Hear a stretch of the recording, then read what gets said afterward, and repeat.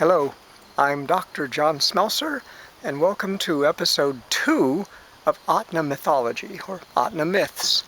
In this episode, I wanted to talk more about, what are myths?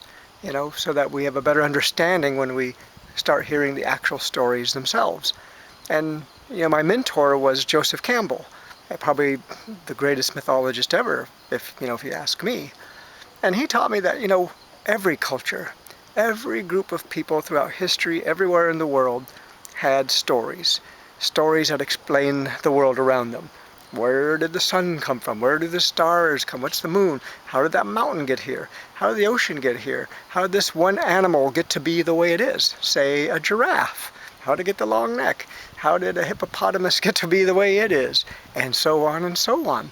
It was humanity's way of explaining the world, because until science came along, what else did you have? You had these stories.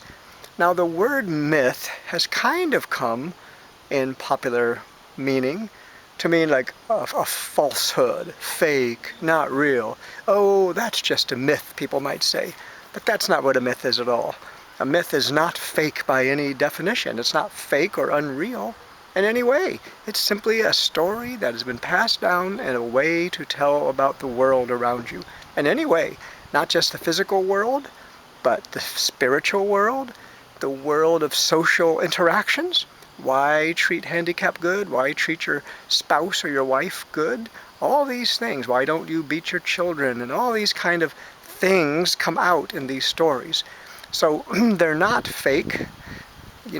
It's so easy for us. It's so easy for us around the world to say, oh, well, my stories aren't mythology. Mine are real.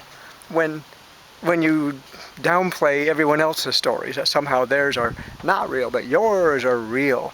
But the very definition of myths is they come from a long time ago. There is no date you can put on them. You can't say this is where they started, this is where they began. They're so far in the human conscience that they've been passed down for generations, and maybe over time they change a little bit. Maybe they do, but that's to be expected, right? That's how humans do. With stories always get bigger, don't they? They get bigger every time you seem to tell them, So you have to let go of the notion that these are superstitious, primitive, savage. These are the stories that we taught each other so we could understand the world around us. It's fearful to not understand the world, right? To not know why a volcano or an earthquake or a storm or an eclipse, to not know why they're happening. It's fearful. And the stories gave us some comfort and a reference framework for our existence. So with that, I will start next episode with one of the first Ahtna stories. Thank you very much.